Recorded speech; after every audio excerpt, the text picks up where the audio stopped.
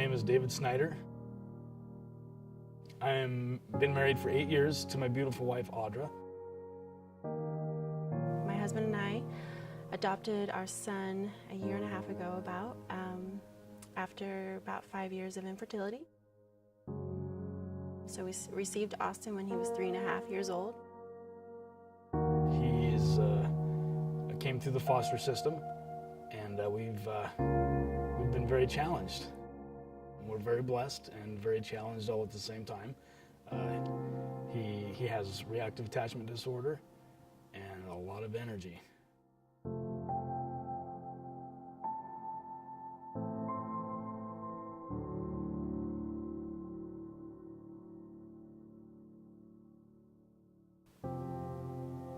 I knew the moment we got the phone call that this was a forever situation, and that no matter what happened, that we would be here for this boy. I knew he was going to be my son. Well, the first couple weeks we had him, it was great. So we finally get this 3.5-year-old boy, and I just thought, woohoo! We're going to love this boy. We're going to save him. He's going to love us, and we're just going to enjoy our life, finally being a family. And we were in for a surprise. But after about the third week, it was not quite the story. I always knew that parenthood is a level of sacrifice. I always knew that. But this, raising a child with trauma and attachment disorder issues, I learned what the word sacrifice really means.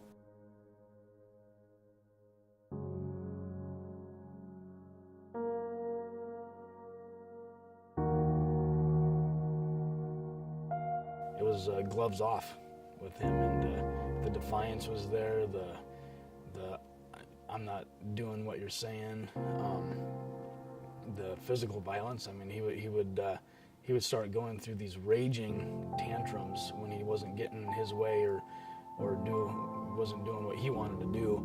Where usually it'd be my wife, because I'd be at work, would be holding him, and holding with all of her strength, having to hold him and hold his legs down, and he'd be trying to kick and punch and bite and headbutt and anything he could do to cause pain or hurt to whichever one of us was there. I mean, to the dogs. I caught him repeatedly beating my dogs with his fists, with sticks, with whatever he could find, just taking out all that rage on whatever came nearest to him. Being peed on, spit on, bitten, scratched, kicked, punched, slapped, kneed, a lot of physical aggression, and then also just flat out defiance.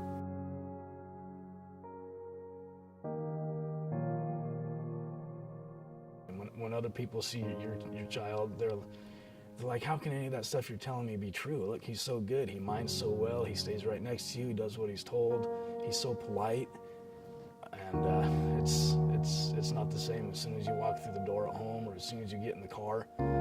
It's game on for them.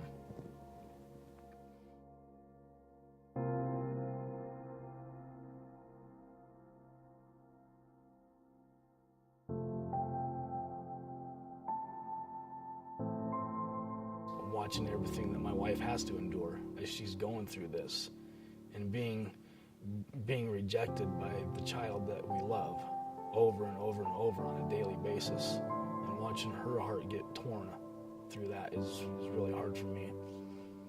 It is my job to do the best that I can. His healing is not in my hands, in the sense that I believe that's up to God's hands, but it's my job to be the best mom that I can be, to promote an atmosphere of healing.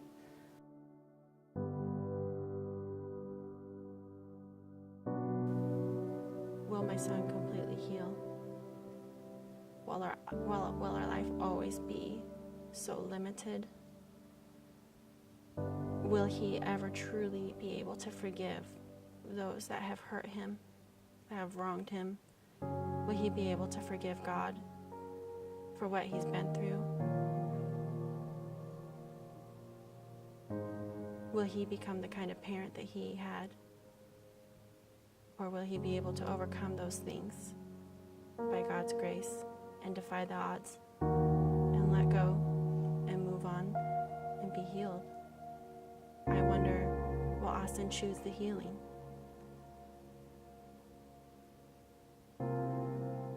My fear is that he will not live up to all that God's called him to do, to be, to have.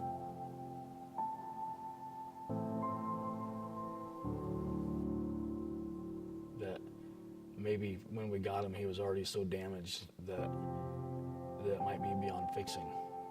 That would be my greatest fear.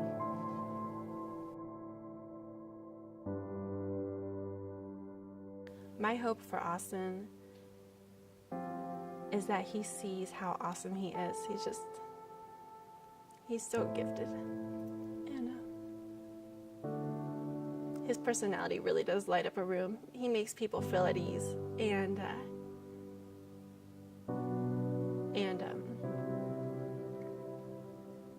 I'm hoping that he won't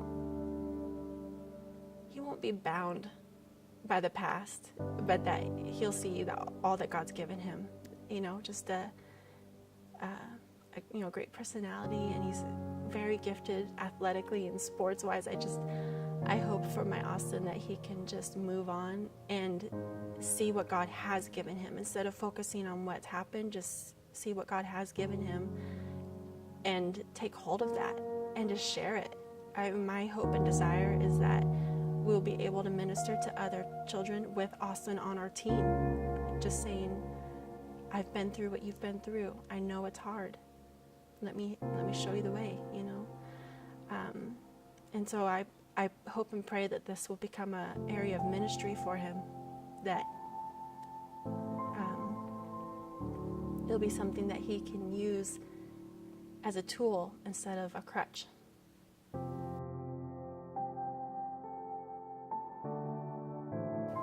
If I could say anything to Austin, I would say that in Psalms 39 it says that I am fearfully and wonderfully made, and my soul knows it full well. And I would say to him that God doesn't waste his time, and God created you for a reason, and that I am so blessed to be his mom.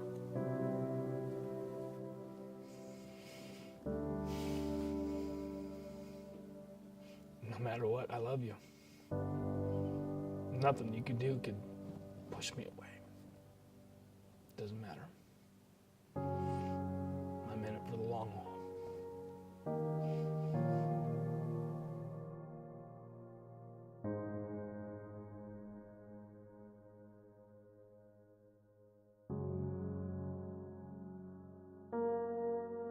The ways that I bring fun into my parenting, I may not be the best at it, but I do love to be silly. I love to sing a lot. I'm not the best singer, but I love to make songs about what he's doing.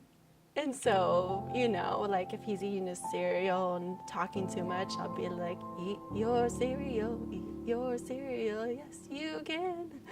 So I like to just kind of catch him off guard and just be silly with him, because he loves being silly. He loves it.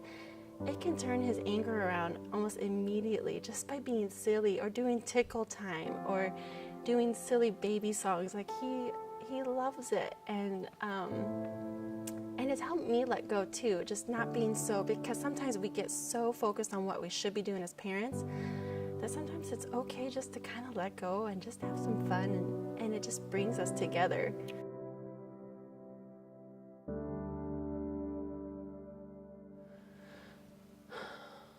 What I would say to parents who have children with attachment disorder is that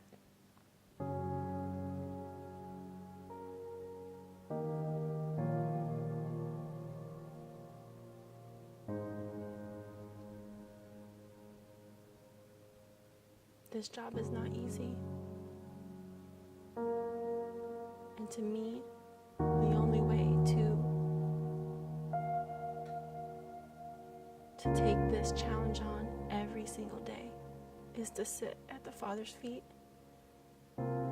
and and to gain and to have the Lord be a source of strength in all this.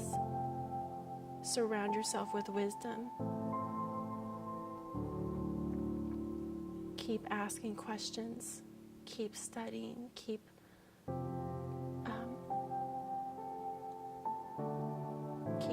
seeking wisdom. But then pray about what is right for your child. I would say also put the right people in your life that are going to encourage you and strengthen you and understand the journey. There's a lot of judgment out there.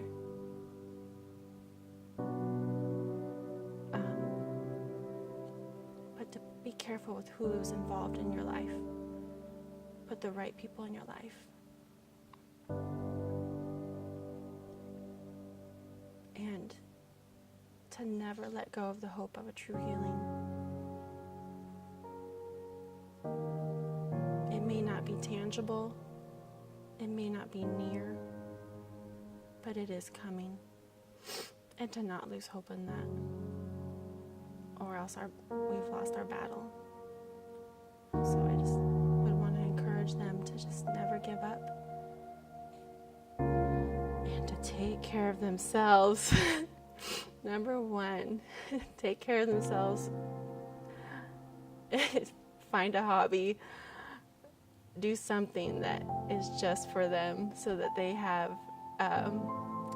something to just fall back on when it's time to get away and just regroup and get some more strength. But that's what I would say. Don't give up. Search for people out there who are in similar situation. Get support. Get help. There's nothing wrong with asking for help. We waited longer than we should have to try and find help.